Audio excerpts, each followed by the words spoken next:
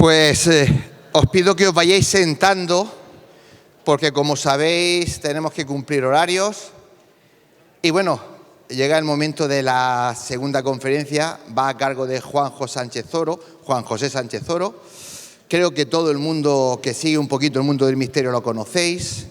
Hace mucho tiempo que está en La Rosa de los Vientos, publica en muchas revistas del sector, la mayoría, y tiene una forma de ver el misterio que a mí personalmente me gusta, porque digamos que es un poquito crítico, pero argumentando, no es negacionista, y eso para mí es muy importante, porque es la gente y la actitud que necesitamos. Bueno, sabéis que está en La Rosa de los Vientos hace muchos años, último fichaje de hace muy poquito con el Colegio Invisible, que lo tendremos esta noche aquí.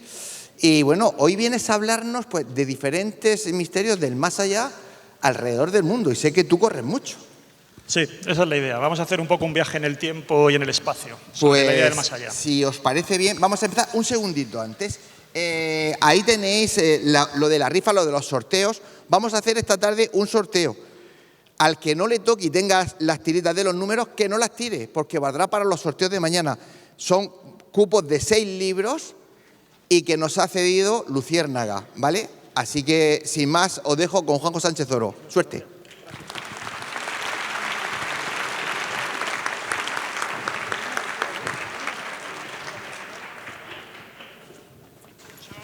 Hola, ahora, sí.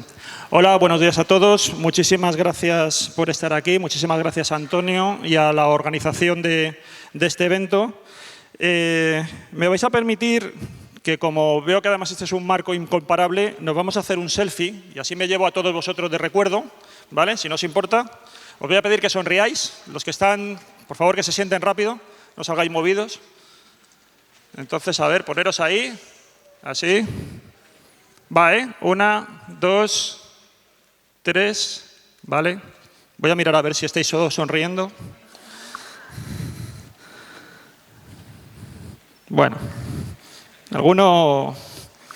Es que es mala hora, ¿eh? Es mala hora. Es temprano y por eso a lo mejor hablo un poco bajito por si queréis dormir. No hay problema.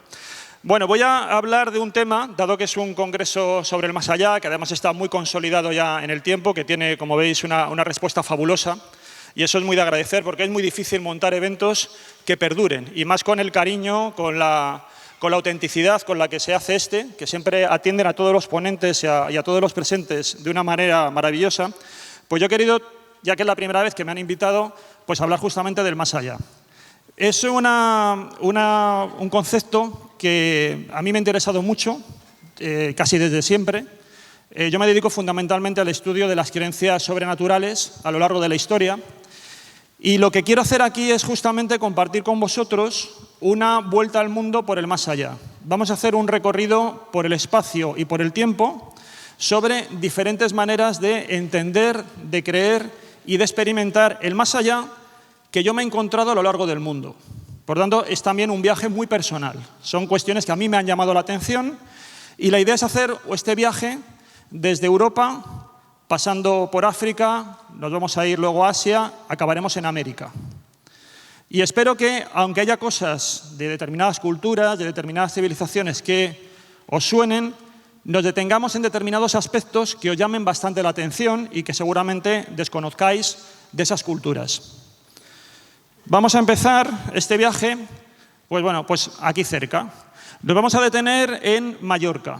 En las Baleares hubo una cultura que se llama talayótica, supongo que muchos la conoceréis, también están luego las taulas de Menorca, y ahí nos encontramos estas taulas y estos talayots, eran unas estructuras que se denominan como troncocónicas, son estructuras circulares hechas a través de acumulación de piedra, como veis un poco aquí en estos muros, y eran recintos muy grandes, tenían una puerta, no solían tener ventanas y estaban con una techumbre. En el interior de esos recintos lo que nos encontrábamos es que se hacían vida común, puede que se hicieran determinados banquetes rituales y, bueno, en principio, actividades que podemos decir bastante mundanas. Pero hay un lugar, que es el que nos lleva un poco a traerlo aquí, que es bastante único, que está ahí en Mallorca, como tenéis aquí, y es este talayot de Son Fornés. Este es un talayot muy particular. Veis que tiene una estructura circular, es muy pequeñito, a diferencia de los otros que son bastante grandes, y en el centro tiene un pilar que luego todo esto, claro, falta, por el paso del tiempo, falta la techumbre. Lo curioso de este lugar es que no tiene una puerta lateral ni una ventana, sino que se entraba por la parte superior, se entraba como por el techo.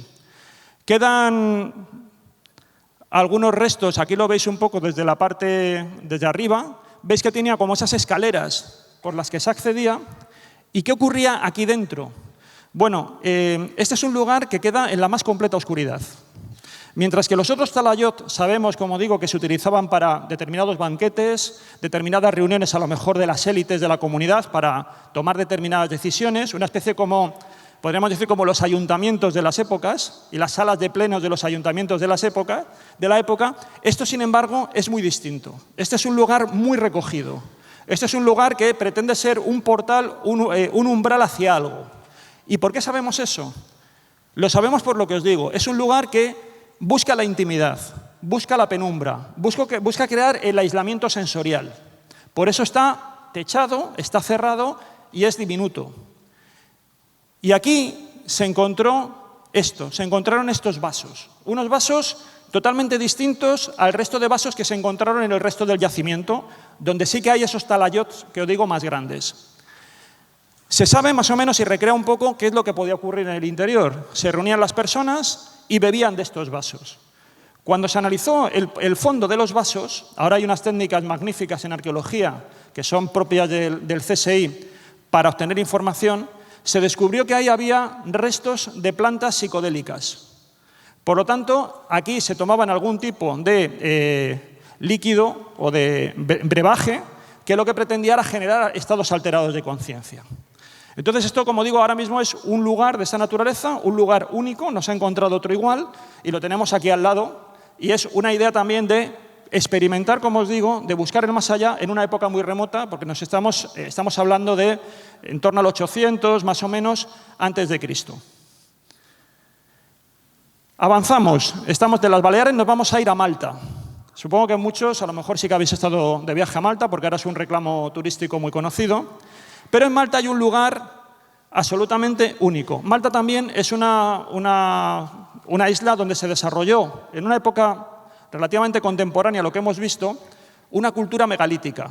Construían grandes centros, también santuarios con grandes piedras, que estaban orientados astronómicamente. Desconocemos en quién creían, porque todo esto que os comento ahora son lo que se denominan culturas ágrafas. No dejaron nada por escrito, así que solamente podemos deducir a partir de las formas, de las orientaciones, de las construcciones, qué es lo que nos querían decir y qué creía esta gente. Bueno, aquí en el hipogeo es un lugar muy especial. Este hipogeo está datado, como tenéis ahí, en torno al 3600 a.C., es muy antiguo y seguramente fue abandonado 600 años después. El hipogeo, a diferencia de los otros santuarios que están en superficie, el hipogeo está excavado, como su propio nombre indica, en el interior de la tierra. Y está, además, concebido de una manera muy particular. Esto es un poco el detalle de una maqueta de cómo es ese hipogeo. Estas son las notas del descubrimiento. Se descubrió por casualidad, cuando se estaban haciendo unas obras urbanas al principio del siglo XX, en una población que ahora prácticamente es un barrio de la capital de Malta, de La Valeta. Y entonces estaban haciendo unas obras de urbanización y de pronto, claro, empiezan a mirar que ahí hay algo excavado y que además tiene profundidad. Bueno, pues tiene tanta profundidad como que tiene 3 niveles. ¿Y qué es lo que hay aquí? ¿Qué es lo que se encontró cuando se empezó a excavar en este hipogeo? Bueno, pues se encontró una cosa muy curiosa. Se encontraron un conjunto de calaveras y de restos humanos que enseguida, a partir de la recuperación de las primeras crónicas y cuando empezó a desarrollarse todo el fenómeno ufológico y el fenómeno de los alienígenas ancestrales, estas calaveras tenían una deformación, en principio, unas características morfológicas que llevó a pensar que esto podían ser restos de extraterrestres. De hecho, cuando estuve allí, en el propio Museo Arqueológico, ellos mismos habían hecho una exposición jugando con la idea de que realmente eran calaveras alienígenas. Y realmente explicaban que no tenía nada que ver, explicaban cómo se había creado el mito y exponían que se trataba, sí, de una morfología particular, pero que no era nada extraordinario, sino que también se produce en otras etnias. Esto, ya digo, empezó a rodear un poco el lugar, pero ya nos está dando una pista. El hipogeo es un lugar que tiene que ver con los difuntos. Es un cementerio, es una necrópolis. Eso es un primer dato. Aquí tenéis un poco las características. Como digo, presenta algunas morfologías un poco diferentes de lo que es el común de los Homo sapiens, pero que no tengamos en otras etnias, nada que no sea muy raro. Y el hipogeo tiene esa parte que sería para depositar los cadáveres, pero luego tiene otras áreas, que son áreas comunes, que se ve que se tenían que utilizar para rituales de algún tipo. Si conocéis, por ejemplo, las catacumbas cristianas en Roma, pues ocurre un poco lo mismo. Tenemos la parte de los enterramientos y luego tenemos unas áreas comunes, que eran donde se celebraban misas, donde se celebraban determinados banquetes conmemorativos de lo que eran las pompas fúnebres de la época. Y aquí tenemos estas salas que tenéis aquí, que presentan muchas particularidades. Hay algunas salas que están policromadas, ahora lo veremos, tienen algunos símbolos, pero luego tienen unas salas que están hechas como si realmente esta parte del hipogeo fuera un instrumento musical. Está concebido para generar una determinada resonancia, de tal manera que si tú empiezas a hacer algún tipo de ceremonia con instrumentos musicales, todas las salas están como afinadas. Comentan algunos estudiosos que han hecho investigación que si tú modificaras un poco la talla de esas habitaciones, de pronto desafina la resonancia. Entonces está cuidado al milímetro. Se han hecho aquí grabaciones de discos musicales que se pueden comprar y tratando de recuperar también los posibles instrumentos que hace 3.000 años, hace 5.000 años realmente pudieron tener. Y estas son algunas de las salas, para que veáis cómo están talladas. Aquí, si queréis ir, es un poco, no complicado, pero conviene reservar, porque hay un cupo diario de personas que lo pueden ver. Entonces hay veces que esperar 6 meses o 7 meses para poder ir. ¿Veis aquí? Esto es lo que llaman el Sancta Sanctorum, todas estas capillas, todo tallado en la roca. Están vacías, no sabemos qué había ahí, porque esto se abandonó y por lo tanto se dejó de usar. Y esta es la sala que llaman la sala del oráculo, porque está esta parte pintada con esas espirales, que hay algunas hipótesis que dicen que esas espirales es como se está difundiendo el sonido dentro de la sala. Aquí un poco alguna de las teorías que se manejan es que estaríamos ante una especie de chamán o una persona que se conecta con lo que sea, entra en un trance y a partir de ahí emite una serie de sonidos, una serie de mensajes y se colocaría en el fondo de la estancia y en el otro extremo estaría el auditorio escuchando esos mensajes. Pues un poco la distribución de su habla y cómo va resonando por la sala la habrían tratado de pintar con estos dibujos. O sea, esto sería casi como una especie de primitivo solfeo de la época, donde han ido dejando ahí toda esa musicalidad en la pared. Aquí tenéis más detalle de todo esto. Y estos son algunos estudios que se han hecho sobre el tema de la resonancia musical y las características acústicas únicas que tiene este monumento, este hipogeo. Y ahora hay un elemento añadido, que es espectacular. Además de esto que os he contado, que tenemos restos de seres humanos, tenemos esas características acústicas, tenemos estos símbolos abstractos que nos remiten que de alguna forma ahí se está trabajando con estados mentales. Además de todo eso, lo que apareció en un pozo fueron figuritas como esta. Conocemos mucho las Venus prehistóricas, esto es posterior, pero fijaros qué obra tan delicada, esta durmiente, en este contexto, lo tenemos que imaginar en este contexto de hipogeo. ¿Esto qué quiere decir?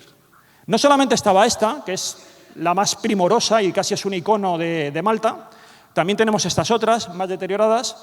Aquí cabe pensar que lo que estamos es en un lugar que no solamente enterraba a los muertos, que no solamente hacía ceremonias, como digo, trascendentes, sino que de alguna manera era un lugar que, a lo mejor a través de los sueños, se trataba de ir al más allá. Esto lo conocemos en el mundo antiguo porque hay lugares que se llamaban incubatio, eran santuarios donde la gente iba a dormir y se ponía en contacto con los dioses. Muchos de ellos eran peregrinos que tenían alguna enfermedad y que al dormir se ponían en contacto con la divinidad y la divinidad les hacía un diagnóstico y les daba un remedio para esa enfermedad. Bueno, aquí no sabemos qué es lo que pasaba, pero está claro que aquí estas personas conectaban la muerte con el sueño y de alguna forma encontraron una conexión con eso. El más allá con quizás lo que contamos, estados oníricos que te permiten a lo mejor ponerte en contacto con tus seres queridos desaparecidos. Y esto se convertía en un lugar, en una especie de máquina que te permitía ir hacia ese otro mundo. Entonces, bueno, aquí tenéis un poco resumido lo que os acabo de contar, esas figuras de durmientes, esos difuntos que lo convierten en lugar en una necrópolis y esa acústica con esas espirales y esa sala oracular con esas capillas que hemos perdido todo el contenido, no sabemos lo que tenían, que se denomina ahora Sancta Sanctorum porque se entiende que era como la parte más sagrada de todo el monumento.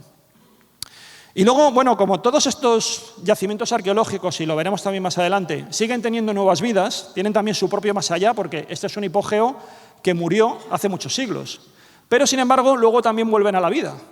Esto es una historia realmente extraña, realmente curiosa, que apareció en National Geographic en el año 1940, y es que daba la noticia, ahí lo tenéis en ese recuadro, de que un grupo de escolares fue a este hipogeo y de pronto se perdió y nunca más se volvió a saber de ellos. Es un poco como el cuento de Amelín. Nunca más se volvió a saber de ellos. Y luego comentaban que en otros puntos de la isla, porque Malta es una isla que es casi como un queso gruyère, tiene muchísimas cavidades, pues decían que se les escuchaba. Esto es una historia extrañísima por una sencilla razón. Porque, aunque lo dice National Geographic, que no es precisamente tampoco una revista amarillista, historiadores actuales que han tratado de ver en la prensa de la época noticias que tengan que ver con esta desaparición, se han encontrado con que no hay nada absolutamente. Entonces, no sabemos por qué este periodista o este cronista publicó esto. No aparece por ningún lado referencia que podamos contrastar esta información con otra fuente. Así que ha quedado como un misterio por resolver, que luego hay otras leyendas que se han ido acumulando, y es un poco para deciros que es lo que suele ocurrir también con estos yacimientos arqueológicos, que son criaturas vivas que siguen generando más allá modernos, como este.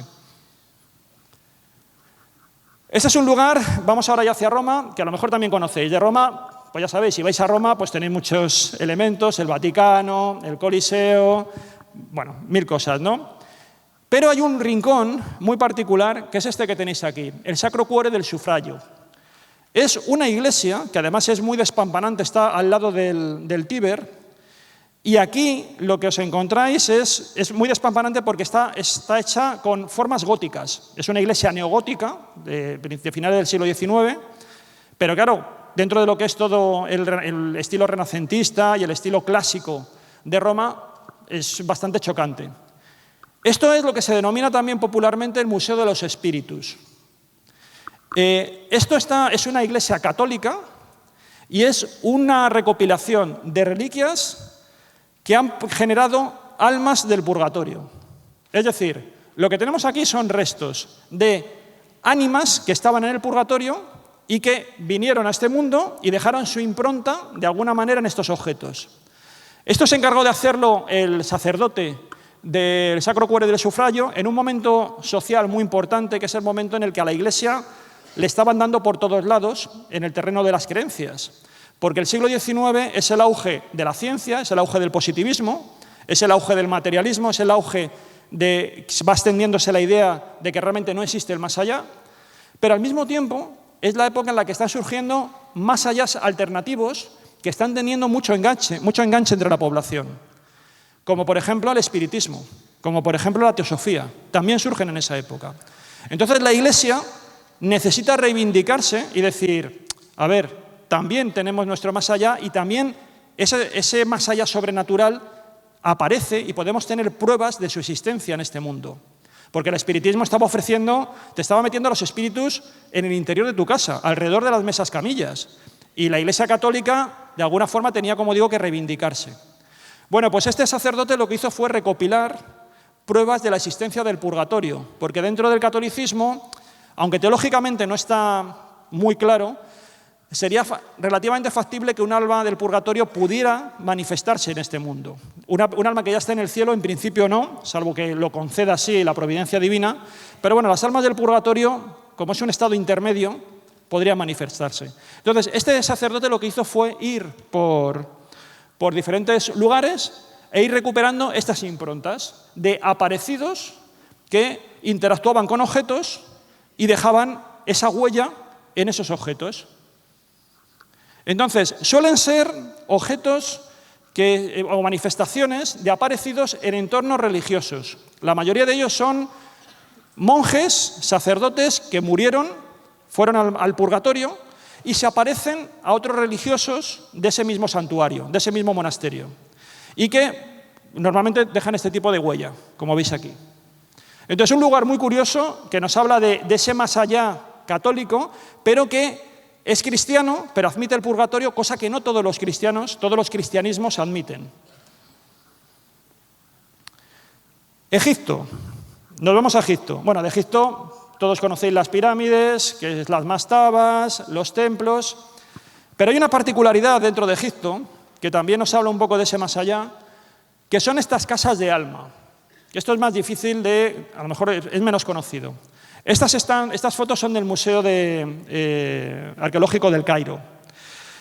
Estas casas de almas están en discusión dentro del mundo de la arqueología y, en principio, son como una especie de bandejas de ofrenda que se depositaban en las tumbas y que está claro que recreaban casas. Una teoría de uno de los egiptólogos más famosos decía que estas bandejas y estas casas eran donde residía el alma después de fallecer. Por tanto, el alma estaría aquí.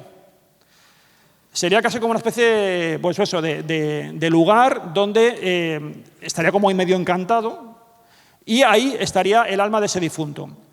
Realmente esto luego está muy discutido. Lo que pasa es que ya la denominación ha triunfado, la idea de que es una casa de alma, y ha quedado. Pero ya digo, no está muy claro que realmente esto sea así. Lo que sí que está más claro dentro de Egipto es esto, que esto sí que es muy raro.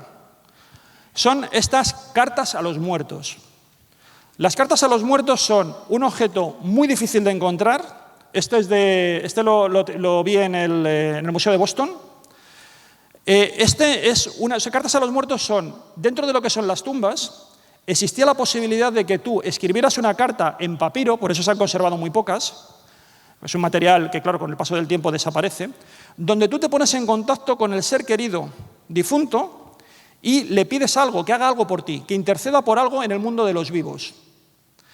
Entonces, en este caso, por ejemplo, se le pide a este difunto, que se llama Tetisenep, se le pide salud para su hijo. Es decir, alguien de este mundo se pone en contacto con el padre de una persona y pide que interceda por su hijo. Entonces, estas cartas, como digo, es bastante original porque nos está hablando de una forma que fijaros que esto tiene 4.000 años, sin embargo, es de lo más moderno que tenemos con el espiritismo que ahora mismo también estamos viviendo hoy en día. Pues esa forma de interactuar con el más allá ya existía en esa época. Otro lugar muy particular, que este también pasa bastante desapercibido, en Turquía. En Turquía tenemos un valle que es también muy conocido, este valle de Ilara. Es un valle repleto de cuevas y son eremitorios rupestres. Allí van muchísimos monjes a meditar, ¿no? A llevar una vida retirada, a un poco apartarse del mundanal ruido, como suele decirse. Pero lo que tenemos aquí, en esta iglesia de la serpiente, bueno, la serpiente se ve de aquella manera porque hay como unas mujeres que están rodeadas con una... Aquí se ve más o menos un poquito lo que sería la serpiente, que las está rodeando, todo eso. Está muy deteriorado y están muy vandalizadas estas cuevas, lamentablemente. Pero sí que tienen una icono o una idea del más allá que también hemos incorporado en nuestra cultura y que esta sería la primera referencia gráfica que tenemos de ella, por lo menos hasta la fecha. Y es el peso de las almas. La idea de que cuando nosotros fallecemos se nos van a juzgar las virtudes y los pecados y eso se va a encargar un ángel de ponerlo en una balanza. Bueno, pues el primer sitio, en principio de momento, donde figura gráficamente, porque sí que estaba en textos la idea, pero donde estaba gráficamente es aquí. Y aquí sí que lo podemos ver. Aquí veis la balanza y aquí estaría el ángel, que suele ser el arcángel Miguel, San Miguel, el que suele ser el encargado de hacer ese acto, ese juicio post-mortem. Bueno, pues esto es otro elemento que también teníamos de manera parecida en el mundo egipcio y en el mundo griego, pero aquí se incorporó de una manera también distinta y gráfica con el mundo cristiano. Todo esto, como veis, son diferentes más allá, diferentes formas de entender qué es lo que ocurre en el más allá, diferentes formas de interactuar con ese más allá, en diferentes lugares, diferentes puntos geográficos, que a veces parece que son muy próximos y a veces también nos alejan diametralmente de lo que a lo mejor en nuestra cultura occidental ahora tenemos. Este es otro lugar muy peculiar, Debre Damo, en Etiopía, en el norte de Etiopía, ya casi lindando con Eritrea. Este es un lugar que ahora mismo, yo cuando estuve, Etiopía estaba en estado de excepción, pero no era problemático moverte por allí. Y ahora ya es imposible. Este lugar ahora mismo ya está en una zona de guerra porque tienen todo el norte, tienen ahí una serie de guerras civiles muy complicadas y no es accesible. O sea que lo que vais a ver ahora mismo es imposible poder llegar a ello. Es más, hay noticias, luego lo veréis, de que ese lugar ha sido asaltado y que murieron monjes. Y bueno, como digo, la situación está desafortunadamente muy complicada. Este es un lugar que es una montaña sagrada. Tiene estas características que veis aquí. Es como una especie casi de monolito, de roca, levantada así que en el espacio, plana, y en la parte superior es donde han montado un monasterio con una red de eremitorios y allí viven los monjes, pero viven de una determinada manera. Esto es la imagen desde, antes de subir, veis cómo es como un promontorio plano. Aquí está coronado por el monasterio que se considera el monasterio más antiguo de Etiopía. Etiopía son cristianos, pero tienen su propia iglesia, que es la iglesia etíope. Y para ascender, solamente puedes subir escalando. No hay otro sistema nada más que escalando. Esto es... A ver, aquí... Si lo doy... Aquí. Aquí es la manera... Aquí hay una... Bueno, no se ve mucho, aquí hay una persona. Y aquí es subiendo... ¿Dónde vas? Y luego ya así, ya asciendes por todo este sitio y ya llegas a la cumbre. Bueno, este monasterio se construye en el siglo VI, únicamente hay esa ventana que os digo para poder entrar. La leyenda dice, Etiopía va a ser evangelizada por una serie de monjes, que son los que van a difundir el cristianismo en la época. Esos monjes se denominan, esos predicadores, los 9 santos. Y cuentan que para poder acceder a ese lugar, que era un lugar que le llamaba la atención a uno de estos predicadores, utilizó como cuerda improvisada una enorme serpiente.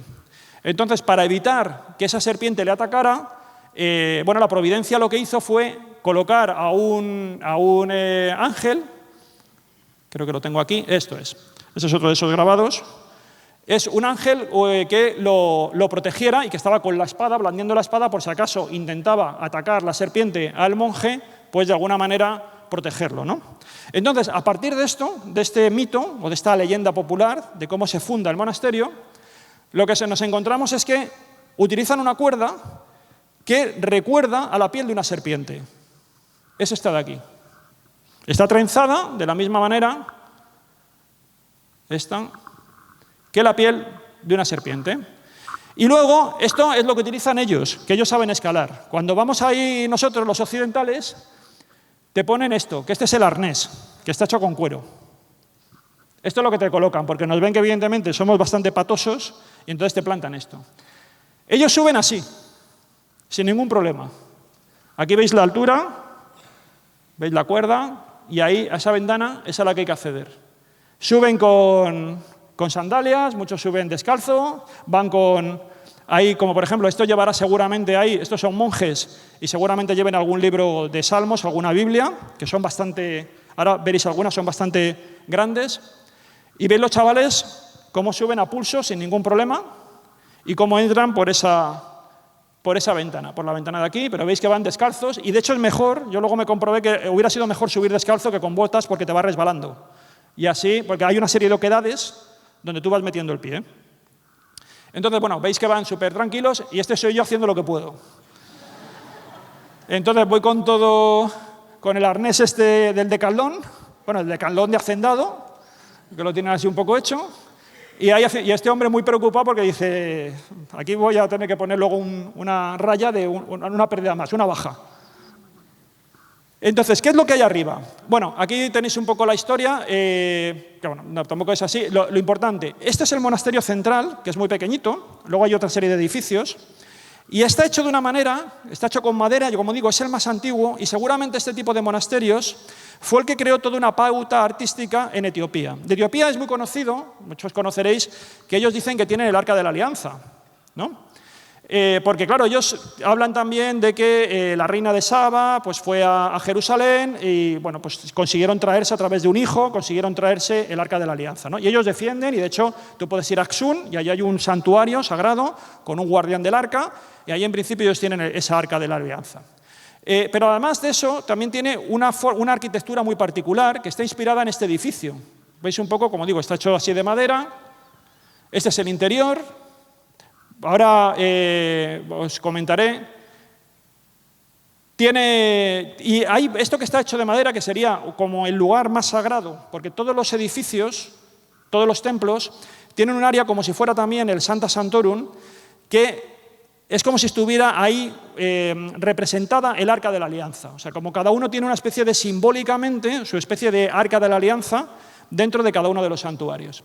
Y bueno, lo característico es esta estructura, estas formas que tienen estos salientes, que es madera, pero que luego ellos lo han llevado a unos famosos obeliscos que no están aquí. Esta foto no es de Bredamo, sino que esto ya de Axum, que esto es también una necrópolis donde hay estos fantásticos obeliscos. Pero bueno, veis que reproducen lo que hacen en madera. Es el mismo estilo. Bueno, aquí veis un poco el tamaño de los obeliscos. Algunos ya están derribados por el paso del tiempo. Y este es el interior y el tipo de libros que hacen. Aquí tenemos, por ejemplo, pues estaría recreando la Sagrada Familia. Aquí parece que es la visita de los Reyes Magos. Y luego están escritos en la lengua sagrada que tiene el mundo, la Iglesia etíope, que es el Giz. Es una lengua muy antigua, que no es el etíope actual y que solamente se utiliza con fines litúrgicos. Bueno, este es el campanario del lugar. Y esto es, aquí en este promontorio natural, viven de manera autosuficiente estos monjes. Bueno, hay una serie de características que ahora os comento. Aquí solamente pueden ir los hombres, nada más, no pueden entrar las mujeres. Así que, aunque vayan allí las mujeres, se tienen que quedar abajo. Pero no solamente eso, tampoco pueden subir animales hembra. Los animales lo que hacen es que los tienen allí y, claro, no los pueden alzar con una grúa. Lo que hacen es que es un régimen de autosuficiencia y, en principio, lo que hacen es que ahí los crían y allí van a vivir en ese promontorio natural todos esos animales para siempre. Además de eso, tienen también, por supuesto, estos aljibes para coger agua porque es un sitio por el que no pasa ningún río, solamente pueden vivir del agua de la lluvia. Entonces tienen estos aljibes tallados en la roca. Y luego ya para terminar de este aspecto es lo que os comentaba. ¿Cómo nos conecta esto con el más allá? Aquí tenemos la idea de que el más allá cristiano es un más allá que siempre entendemos que está en el cielo, que está en las alturas. Por eso esto está también en lo alto. Y luego este lugar además de todo esto que hemos comentado, es también una necrópolis, es también un cementerio. Aquí se supone que está la casa del santo que fundó, este santo etíope que os comentaba, que fundó el monasterio y que fue uno de los primeros predicadores del cristianismo en Etiopía. Y además también es un lugar donde hay eremitorios rupestres, donde hay ermitaños y también donde hay enterramientos. Y eso se puede ver de esta manera. O sea, también es un cementerio que nos acerca también a este otro más allá, cristiano, pero un poco en el Cuerno de África, que también es algo bastante peculiar, ¿no? Es un cristianismo y un más allá bastante único. Lo que os comentaba, la actualidad ahora mismo de Bredamo pues es bastante triste porque estas son noticias del año 21, cuando está en plena guerra civil, y ahí pues ya en esto está comentando que había sido bombardeado y que había habido algunos monjes también que habían sido asesinados por culpa de esos ataques, ¿no?, con soldados que habían tomado el promontorio. Bueno, otro lugar, este crematorio. Seguramente también puede que algunos hayáis estado en Nepal, habéis estado en Katmandú. Hay unos crematorios que son muy conocidos y esto nos va a acercar a un más allá muy diferente. Este crematorio es el crematorio más popular. Allí es el crematorio que está en las afueras de Katmandú, es Pasupatina. Y aquí en Pasupatina veis que tenéis esas plataformas al lado del río, donde se produce la cremación de los cuerpos y luego las cenizas se echan a este río. Este río, a su vez, es un río que es un afluente del Ganges. El Ganges es el gran río sagrado del hinduismo. Es un río que parte del Himalaya. El Himalaya es como el Olimpo, podríamos decir así, de los dioses hindúes, es donde residen las casas, las moradas de los principales dioses del hinduismo. Por lo tanto, es un río que bebe directamente de la sacralidad de los dioses. Y por lo tanto es un río que es dador de vida, pero también dador de vida en el más allá. Entonces, aquí lo que se hace es que se produce esta cremación y se echan las cenizas a este río. Esto es un poco también el crematorio, vamos a decir así, de los más ricos. Pero lo interesante cuando se va a estos sitios también es no solamente ver esto, que por supuesto hay que verlo, sino ir a los crematorios más, digamos, no tan conocidos, como este, que es el propio crematorio de Katmandú, que no va ningún occidental allí, porque todo el turismo y todos los viajeros van al otro. Este es, como digo, el más de uso común y corriente. Y aquí sí que podéis ver ceremonias completas de cómo vive la gente, el más allá, en un entorno muy distinto al que os he comentado antes, porque aquí sí que se cree en la reencarnación, sí que se cree en el renacimiento. Entonces, aquí tenéis un poco el cortejo fúnebre, cómo van llevando al difunto.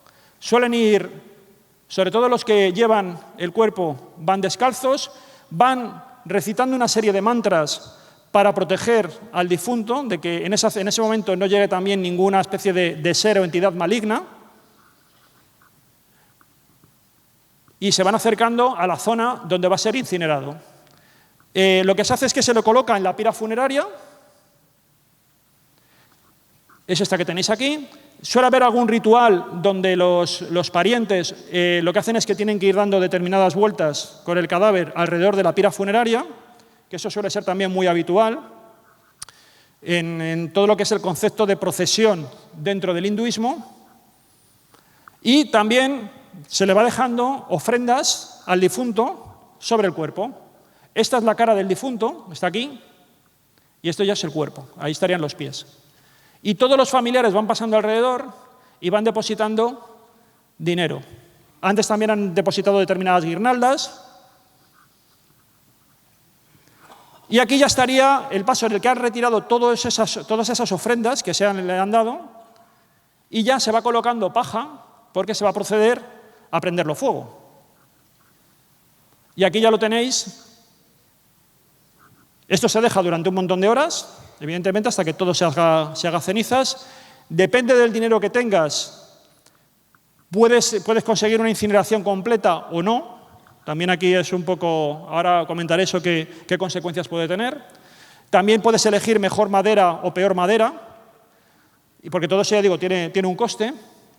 Y este sería un poco pues, el lugar, estas capillas, que es un poco donde se produce esta incineración. Y finalmente lo que se hace es que se mandan todas esas cenizas, todos esos restos, a la mañana siguiente, se recogen y se vierten en el río. Este río, como digo, va a su vez al Ganges. Claro, ¿qué es lo que ocurre? Que también aquí hay una serie de personas que luego empiezan a revisar, como si fueran buscadores de pepitas de oro, empiezan a revisar esas cenizas para ver si se les han quedado anillos, se les han quedado pendientes, se les han quedado dientes de oro, y entonces los puedes encontrar por aquí, mirando dentro del lodo, a ver si pueden sacar algún tipo de objeto precioso. Este, como digo, es un más allá que aquí en Occidente yo creo que cada vez nos choca menos, porque ya sí que está bastante extendida la idea de que podemos haber vivido vidas pasadas.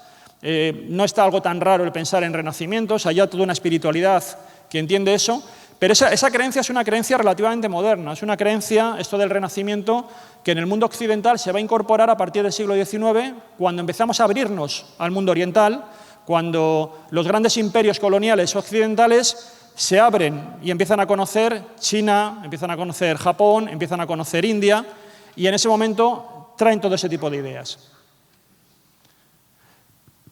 Luego en la India podemos ver este tipo de crematorios. Tienen unos crematorios en la ciudad de Varanasi, la antigua Benarés, que son muy parecidos, pero son mucho más espectaculares al lado del Ganges, como el que hemos visto aquí en Katmandú. Pero yo en Benarés fui a ver un sitio que es más particular aún, y es este que tenéis aquí. Son casas de salvación. Algunos lo llaman hoteles de muerte, pero eso es un poco el titular periodístico que a veces han traído aquí un poco Occidente para llamar la atención. Ellos lo llaman realmente casas de salvación. Esto es un lugar que es como si fuera... De hecho, hay una película que está doblada al castellano que se llama Hotel Salvación y que recrea un poco lo que pasa aquí dentro. Y esta casa de salvación es un recinto, como un hotel, donde tú llegas allí y te dan unas habitaciones y tú vas allí a morirte en 15 días, como máximo. Es decir, son personas que ya están desahuciadas, que saben prácticamente que por el desarrollo de la enfermedad que tienen les quedan muy pocos días de vida y lo que quieren es ir allí a salvarse. ¿Por qué salvarse? Porque dentro del hinduismo consideran que nosotros estamos en una rueda, que es lo que ellos denominan samsara, que es una rueda de reencarnaciones. Nosotros nos estamos reencarnando repetidas veces y en cada reencarnación el objetivo es como irnos purificando, ir consiguiendo cada vez mayor pureza de alma, por decirlo así, hasta que finalmente alcanzamos un grado tan excelso de pureza que rompemos esa rueda, nos salimos de la noria y ya nos fundimos un poco con el todo y ya iríamos podríamos decir, al nirvana, ¿no? Claro, eso requiere un número incierto de renacimientos. Pero en Varanasi es la ciudad más sagrada para ellos, la ciudad más sagrada del mundo, en donde residen todos los dioses. Porque está también al lado del Ganges y porque además tiene una historia mítica fabulosa que la legitima como ese lugar de salvación. Entonces esto es como un poco la Compostela india. Vosotros sabéis que si hacéis el Camino de Santiago se supone que os pueden perdonar determinados pecados por esa peregrinación. Bueno, pues aquí en Varanasi ocurre algo parecido.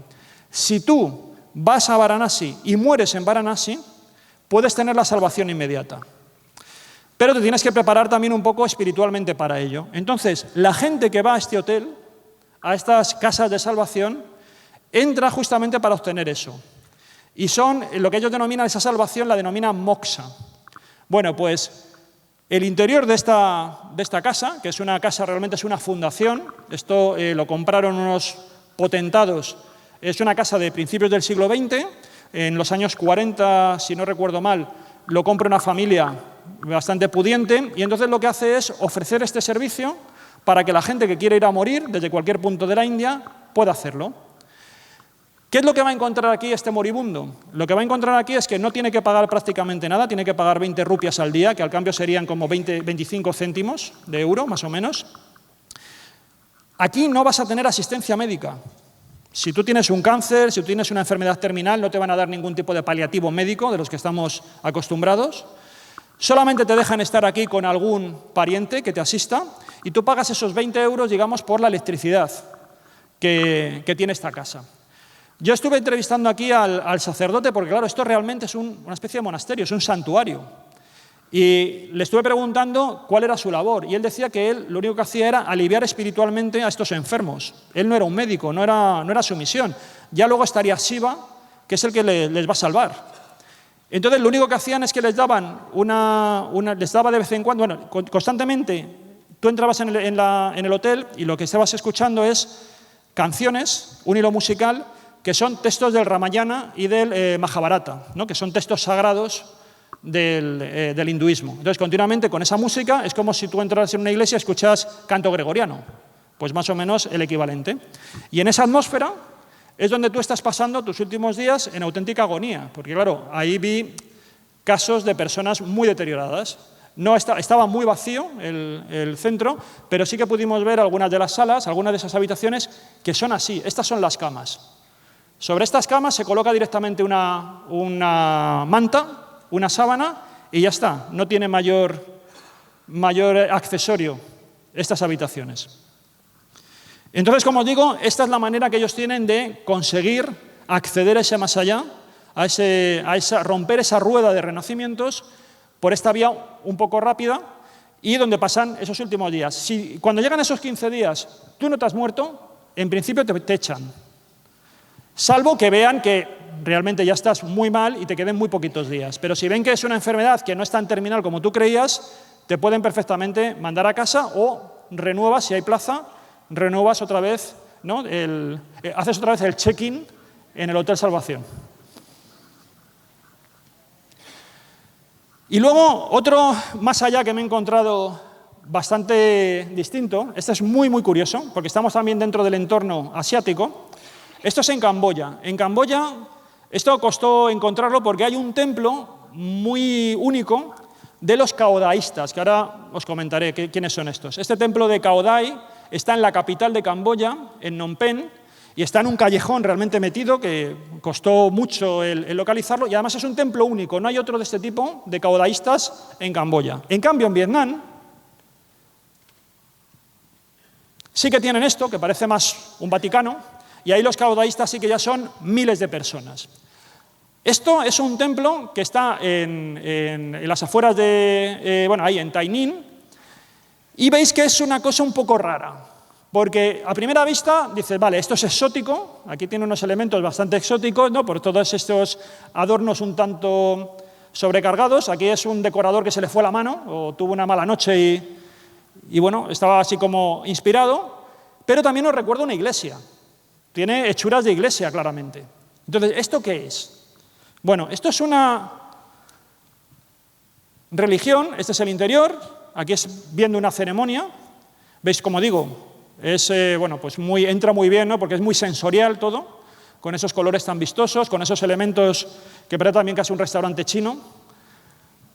Y veis que, bueno, pues tienen todos estos elementos, todos tienes aquí diferentes, hay monjas y monjes, por decirlo así, sacerdotes y sacerdotisas. Estos de aquí que son colores, que tienen colores, son la jerarquía de esa iglesia, porque realmente ellos son una iglesia y tienen obispos y arzobispos, o sea, cogen la nomenclatura de la iglesia cristiana.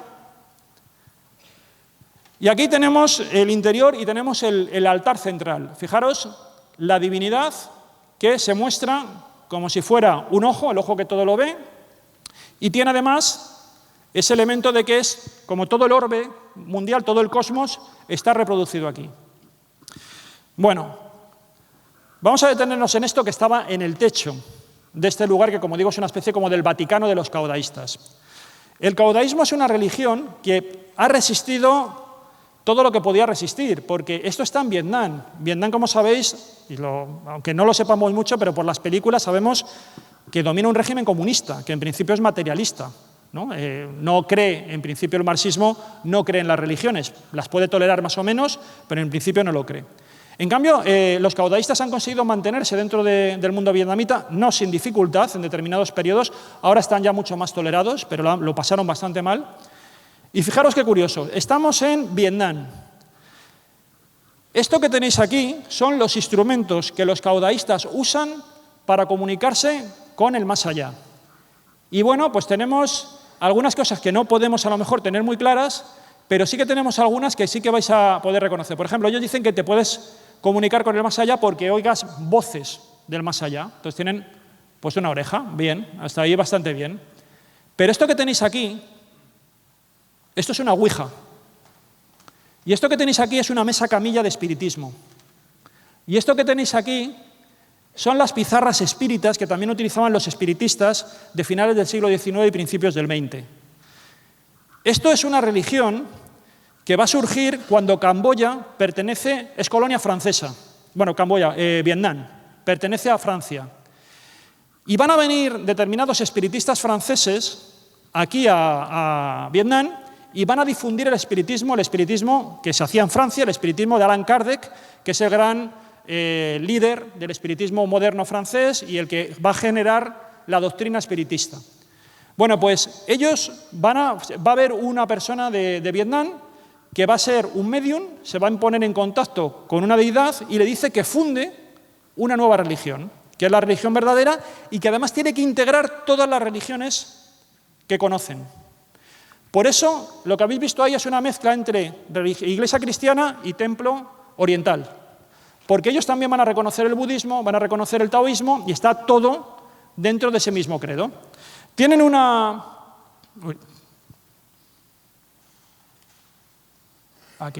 Tienen un objeto muy particular, que es esto de que tenéis aquí, que es lo que denominan como una caja fénix, porque es como un pájaro fénix, y que dicen que es como con este pico que tiene aquí. Esto lo que hace es que lo suele coger el medium por el extremo, por esta parte cilíndrica, y cuando entra en trance, empieza a escribir en el aire, con la otra punta, empieza a escribir en el aire, a veces también puede escribir en la arena, pero lo normal es que escriba en el aire, escribe frases con ideogramas, que luego otras personas que están allí van tomando nota. Es como una especie de escritura automática de cuando en el espiritismo actual se hace psicografía, entre una persona en trance y empieza a escribir textos. Bueno, pues esto es el sistema también oriental de comunicación. Bueno, pues este sistema es el que ellos emplean. Esto se hace en recintos, solamente muy poca gente puede entrar a ver ese tipo de ceremonias, y es la manera que ellos tienen, como digo, de comunicarse con ese más allá, y han fundado lo que ellos consideran la religión definitiva. Está muy extendida en Vietnam, hay muy poquito en Camboya, el templo este que os comento y nada más, y luego también en Estados Unidos hay bastante, porque con motivo de la guerra del Vietnam, lo que pasó es que sabéis que hubo mucho exiliado vietnamita que se fue a Estados Unidos. Por lo tanto, se llevaron también esta religión, y sí que podemos encontrar en la costa oeste de Estados Unidos templos que tienen que ver con los caudaístas. Hay una característica muy particular, y es que hay como 3 grandes espíritus que impartieron la doctrina desde el más allá a los caudaístas. Se pusieron en contacto con ellos, y esos son estos que tenéis aquí, estas 3 figuras, pero fijaros, bueno, hay 2 que veis que están ataviados a la manera oriental, pero este de aquí parece Napoleón. Esto es bueno, ¿vale? Son, ya digo, de hecho uno es chino, otro sería vietnamita. Este de aquí es Víctor Hugo. Víctor Hugo, porque Víctor Hugo también, el de Los Miserables, el autor de Los Miserables, Víctor Hugo, y muchísimas novelas y obras de teatro, Víctor Hugo fue espiritista. Entonces los caudaístas, cuando eran colonia francesa, se ponen en contacto con Víctor Hugo, que está muerto, y les manda un mensaje de que funden una nueva religión. Eso también se ha interpretado como un acto de rebelión frente a la opresión colonial francesa. Y una manera también como que ellos son los nuevos miserables y reciben el beneplácito desde Víctor Hugo, desde el más allá. Pues tienen a Víctor Hugo como uno de los fundadores de los 3 santos de esta religión. Aquí lo tenéis, bueno, el famoso poeta francés, tal, que mostró compasión por los miserables y que se rebeló por sí mismo a este que es el vidente, el superintendente, como llaman ellos, de monasterios, que es uno de los fundadores del caudaísmo. Vale, bueno, pues muy rápido. Vamos a otro más allá, que está en China. Esta es la montaña de los inmortales. Este es un lugar fabuloso, se considera que es la montaña más peligrosa del mundo, y también es una de las montañas también sustanciales dentro de lo que es la mitología china. Se llama Huashan, es un lugar que está muy excavado en la roca, todo lo que son las escaleras, los itinerarios, está cuajado de templos con diferentes deidades. Tiene que ver con un concepto que se trata de recrear ahí, y es el concepto, estamos ante una montaña taoísta, y el más allá taoísta es muy particular también, y maneja un concepto que es el concepto de vacío. El concepto de vacío en el mundo oriental se trata de romper el dualismo, se trata de buscar la no dualidad. Se supone que nosotros vivimos en una especie de jaula mental, vivimos en un mundo de categorías donde todo se divide entre bueno o malo, vida y muerte, pues eso, bien y mal, positivo y negativo, blanco y negro. Y entonces nos cuesta superar esas categorías que, como digo, es un poco el prisma con el que vemos la realidad. Bueno, el taoísmo trata de buscar ese momento anterior donde no existían esos dualismos. Y entonces un concepto que ellos manejan es el concepto del vacío. El vacío para ellos es algo que existe y que funciona, porque, por ejemplo, ¿existiría un jarrón si no estuviera vacío? Entonces el vacío es algo consustancial al jarrón. Bueno, pues en esta montaña tratan de ser una especie de homenaje o de conexión con esa idea del vacío. El vacío nosotros de alguna forma lo tenemos en nuestra cultura. Por ejemplo, si tú vas a una mezquita, el lugar más sagrado de la mezquita es el mihrab, que es un lugar vacío, pero sin embargo ahí es donde está la presencia de Dios. En un lugar donde no hay nada, justamente es donde más hay. Y si vamos al sagrario de una iglesia, lo mismo. El sagrado de la iglesia es donde no hay nada y no hay una representación escultórica ni de la Virgen ni de Jesús crucificado. Y sin embargo, en ese sagrario es donde está la mayor presencia de Dios. Y es el lugar más pequeño, más íntimo y más recóndito de la iglesia. O sea que no es algo tan ajeno a nosotros. Este es el camino que tenemos para ir a a Huashan, a estas montañas. Aquí te van colocando, esto sí que es un arnés en condiciones, no como el de Etiopía, y por ahí tienes que ir por ese camino que es el más peligroso, ellos dicen que es el más peligroso del mundo, es por donde vas caminando. ¿Hacia dónde vas caminando? Pues vas caminando como puedes, vas manteniendo la sonrisa como puedes. Los hay más osados, porque son gente que ya no tiene amigos, que no tiene ilusión por la vida, supongo, y les da igual, dicen, pues venga. Y el objetivo es llegar aquí, a esto, a este templo que hay aquí. Que llegamos. Y aquí lo que hay es una conmemoración de una partida de ajedrez entre un emperador y un inmortal. Era un monje que había conseguido lograr esa iluminación, por así decirlo. Había logrado esa iluminación y, por lo tanto, vivía aquí. Y entonces apostó en una partida de ajedrez que está recreado ese momento, en un ajedrez chino, el hecho de que esa montaña quedara libre de impuestos. Ganó la partida, el emperador no estaba muy contento, le quiso hacer trampas, se produjo como una especie de milagro, pero bueno, finalmente consiguió que esa montaña quedara libre de impuestos y se convierte en uno de los lugares más sagrados de China.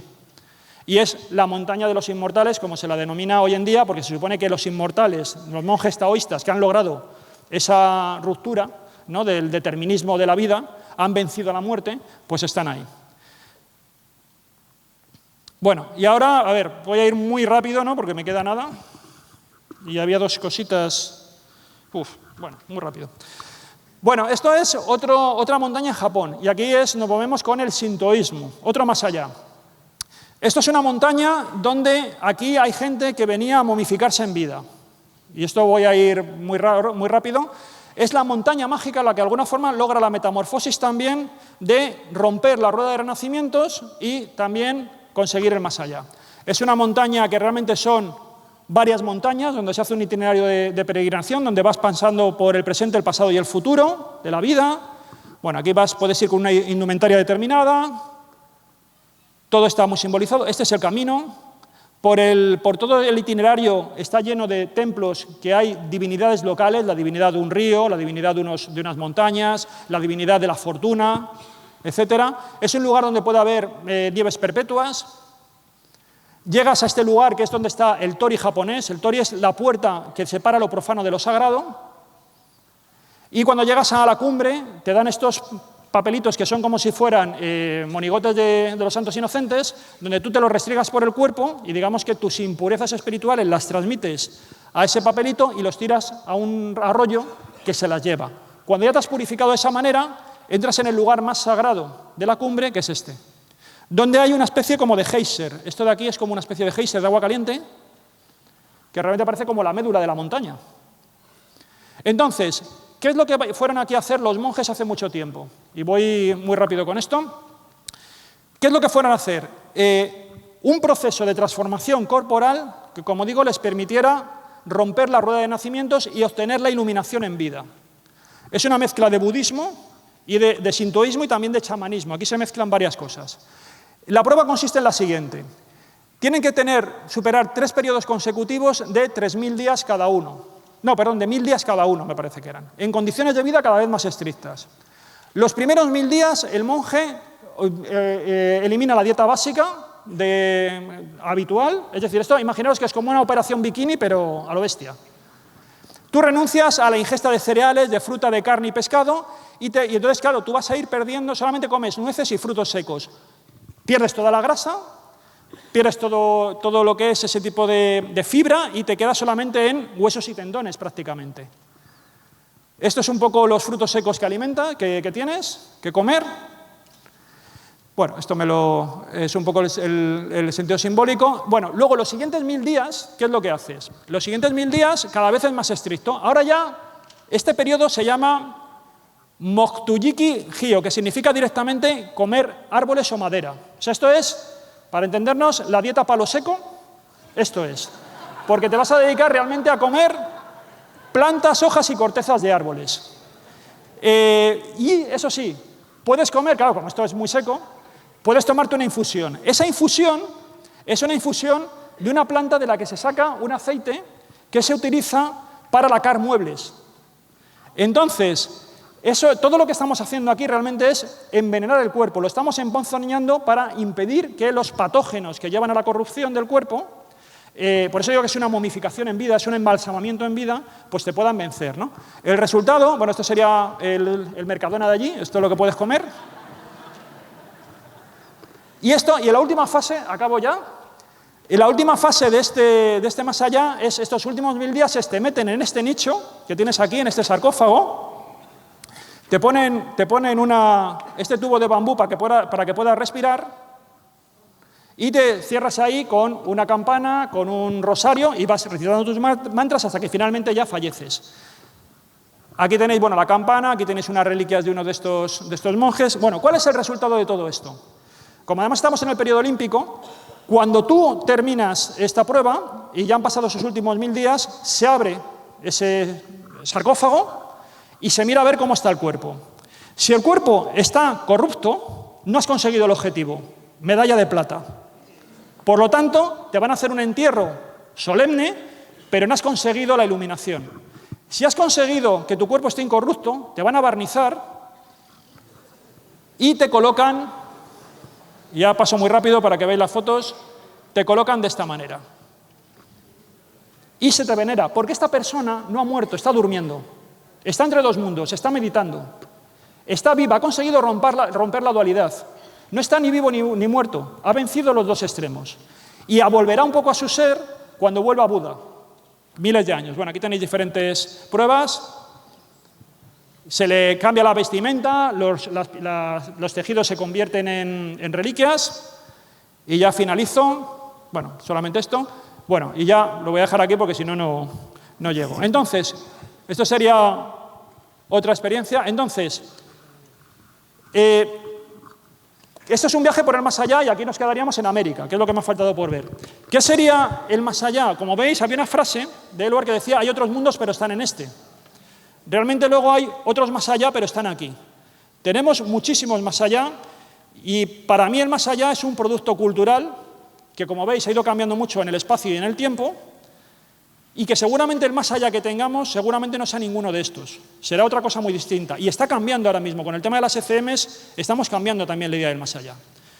Yo de momento prefiero quedarme en el más acá. No sé si hay vida más allá de la muerte, lo que sí que sé es que hay por lo menos vida antes de la muerte y con eso me quedo. Muchas gracias.